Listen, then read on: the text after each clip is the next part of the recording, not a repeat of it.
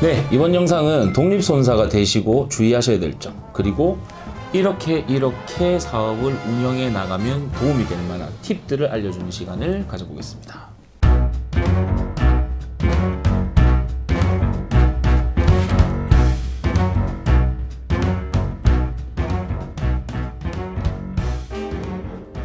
첫 번째가 제일 중요하고 첫 번째 이유로도 없어요. 사실 영업 구조의 확립이 되는 것이 가장 중요합니다. 영업 구조의 확립이라 하면 이제 영업 시스템, 내가 가만히 앉아 있어도 의뢰가 들어올 수 있게 하는 게 사실 가장 이상적인 구조겠죠. 예전에 지금처럼 손해사정사란 개념이 대중적이지 않고 예전에 손사를 남들 모를 때 몰래 하시던, 몰래는 아니겠네요. 찾아서 하시던 분들은 그냥 뭐 건물 몇 개씩 세웠다고 보시면 돼요. 그분들은 합의 과정에서 손해사정서도 사실 디테일하게 잘 쓰신 분도 없고, 담당자님 전화해가지고 아이 담당자님 뭐 이래서 되는 시절이 있었습니다. 제가 선배 손사님들 전부 그렇다는 게 아니에요. 이런 과정도 있었다는 겁니다. 이런 시절도. 그리고 뭐 보험설계사분들 모집 경위서 쓴 걸로 뭐 계약 해지하려고 뭐 하고 약관교부 설명 의무 위반으로 들어가서 속된 말로 설계사들 담궈서 보험금 받아내시는, 그러다 보니까 보험 설계사 분들한테 손해사정사 이미지가 안 좋은 시절이 있었습니다. 그냥 뭐 일례로 제 아는 동생의 어머님이 부산에서 되게 크게 보험을 하시는데 그분은 손해사정사 이름만 나와도 막 학을 떼세요. 뭐 치를 떠십니다. 예전에는 막 무릎 꿇고 네, 이만 안 할래. 치를 그러면은 지금은 이제 완전 전투란 말입니다. 내가 영업을 잘하고 어떻게 들고 오는지가 중요한데, 기존에는 병원 영업을 많이 했었어요. 첫 번째, 기존에는 병원 영업을 많이 했었다. 병원 영업이 어떤 거냐? 그냥 병원 가서 본인 명함을 나눠주는 겁니다. 대략 요 병실 보면 일반 병실 들어가면 막 6명, 8명 뭐 이렇게 계셨었죠. 환자분들 들어가셔서 깁스하신 분들 이렇게 살 봐요. 그냥 보고 요분 깁스, 요분 깁스, 요분 깁스. 깁스가 뭐 한둘 있다 그러면은 그 방 들어가서 깁스 하신 분한테 명함 나눠 드리고 나머지 분들 그냥 서비스로 나눠 드립니다. 이렇게 병원 한 군데, 두 군데, 세 군데, 네 군데 도시다 보면은 한 달에 건이 터지는 시절이 있었어요. 하지만 지금은 코로나 시국이죠. 코로나 시국이라서 병원 들어가는 것도 쉽지가 않습니다. 그리고 이렇게 전형적인 병원 영업은 이미 손해사정사들이 너무 많이 한단 말입니다. 그래서 지금 이 영상 보고 계시는 분이 영업하시려고 손해사정사 딱 주시면은 병원 그 입원실 캐비넷 딱 열어보면 명함 푹 떨어집니다. 그 정도로 이제 단순 병원 영업만으로는 밥 벌어먹고 살 수 없는 시대가 왔습니다. 그러면 뭐 영업을 조지냐? 아니죠. 그래서 제가 실제로 하고 있는 방법을 여러분들께 그대로 말씀을 드리는 겁니다. 전형적인 영업 방식이 첫 번째였고요. 두 번째는 보험 대리점 강의를 하는 시스템이 있습니다. 단순히 강의를 해서 보험 설계사분들이 아유 소장님 뭐 손사님 뭐 이런 게 있었는데 나 요거 좀 처리가 될까 하면서 막 이렇게 넘어오는 거를 이제 우리가 가져온다라는 개념보다는 이거는 장기적으로 봤을 때 우리의 가치를 높이고 브랜딩을 하는 작업이라고 보시면 되겠는데요. 영업을 제일 제대로 하려면 필드에 뛰시는 분들이랑 붙어 있어야 됩니다. 여기서 우리가 보험산업에서 필드가 누굽니까? 당연히 보험 설계사 분들이세요. 실무에서는 뭐 팀장님 이렇게 하거든요. 지점장님 이렇게.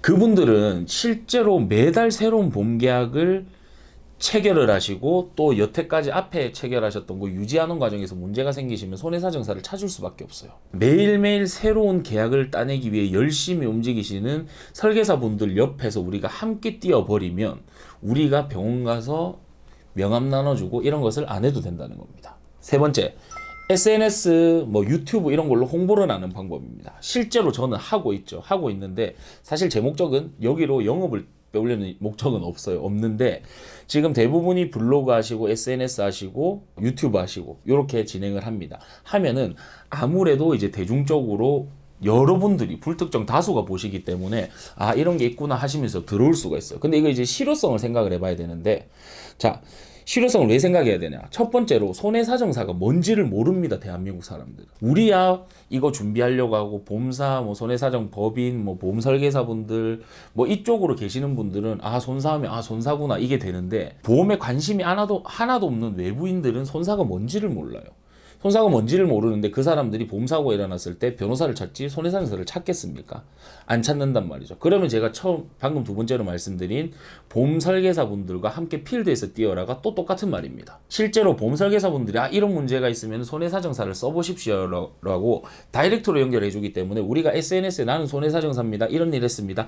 아무리 떠들어봤자 여러분이 이 SNS나 유튜브에서 독보적인 1등이 되지 않는 이상 홍보 효과가 사실 실효성이 있을지 없을지 저는 모르겠어요.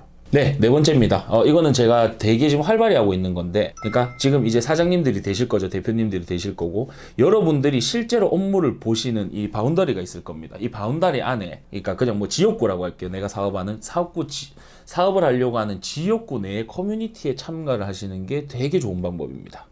뭐 예를 들면 저 같은 경우는 저희 지역구에 있는 국회의원 사무실에서 보험사고로 민원이 터지면은 뭐 비서관님들이 저한테 연락이 오세요. 연락이 오셔서 이렇게 처리를 하면 된다라고 알려줍니다. 그리고 또 저 같은 경우는 의용소방대라는 지금 활동을 하고 있는데 지역에서 활동하시는 이런 그 뭐 김장하러도 가고 뭐 하러도 가고 뭐 아침에 아이들 등하교하고 이럴 때 저희가 이제 의용소방대 옷 같은 거 입고 이제 뭐 이것도 해주고요. 애들 통학하는 거 이런 식으로 자연스럽게 본인을 노출하셔서 지역 내에서 이 사람이 뭐 하는 사람입니다를 알려주는 게 되게 중요합니다. 그리고 저는 실제로 이쪽에서 들어오는 수임건이 되게 많습니다. 네, 다시 한번 정리해 볼게요. 첫 번째, 전형적인 영업 방식. 병원에 가서 실제로 다친 환자들에게 다이렉트로 명함을 주는 거, 병원 영업. 두 번째, 필드에서 실제로 뛰고 있는 분들과 나도 함께 살을 맞대고 부비면서 대리점에 보상 교육을 하시고 보상 강의를 하시건 그쪽에서 영업 구조를 확립하는 거. 세 번째, SNS 유튜브 같은 거 활용하셔가지고 나의 브랜딩을 하는 거. 다만 이거 실효성은 조금 따져보셔야 돼요. 분명히 꼬라박는 시간이 있을 겁니다. 네 번째, 여러분들이 실제로 사업을 하시게 될 필드. 우리가 뭐 대전에 건 있고 뭐 서울에 건 있고 이러면 갈 수는 있어요. 그 얘기면. 근데 매번 서울, 대전, 대구, 부산 떨어지면 어렵지 않습니까? 그래서 말씀드리는 건데, 여러분들이 실제로 가장 일을 활발하게 하게 되실 지역구 내의 커뮤니티를 충분히 활용을 하셔서 나의 가치를 브랜딩을 하시는 겁니다. 나 이런 일 하는 사람입니다. 그러면 10중 8구 이러세요. 그런 직업이 있습니까? 그런 게 됩니까? 하시거든요. 이런 식으로 활용해보기. 자, 뭐 제가 뭐 주제 넘게 영업을 이런 식으로 하시라고 말씀을 드렸는데, 분명히 저보다 더 머리 좋고 똑똑하신 분들은 다른 영업 방식을 가지고 계실 겁니다. 그런 분들한테 제가 그냥 제가 아는 노하우나 제가 실제로 하고 있는 거 몇 가지를 알려드린 셈이니까 너무 막 저를 공격하지 마시고요. 다만 이 과정에서 어떠한 방식으로든 영업 구조를 조금 더 늘려가는 과정에 있어서 어떠한 방식으로든 건전한 보험산업 육성을 해치는 방식은 절대로 안 하셨으면 좋겠습니다. 손해 사정사라는 게 사실 파리 목숨입니다. 금감원에서 잘라버리면 잘리는 거거든요. 변호사법 위반 문제도 있고 뭐 여러 문제들이 있어요. 여러분들이 지내시고 나면. 그러니까 우리 다 같이 건전한 보험산업 육성, 보험 사기와 보상은 한 끗 차라고 생각합니다. 그 부분을 되게 컨트롤을 잘 하셔서 우리 정도의 영업을 하는 거를 약속을 하죠.